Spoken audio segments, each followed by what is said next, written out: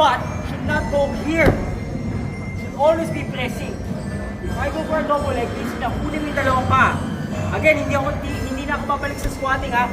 I simply drive my weight towards his hips and pull my arm. Yun na siya.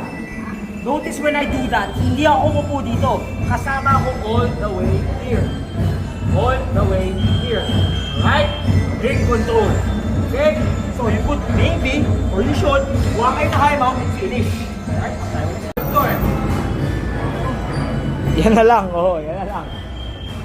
So your grappling needs to change for MMA. You can't do jiu-jitsu. So even at the bottom, hawakan mo yung kamay. Yan mo. Yan. Just prevent him from punching. And then try to get back up. Okay? Actually, the guy on top, you know what I do? I hold the wrist. Para hindi niya ako mahawakan. Yan ang short punch. Yes, sir.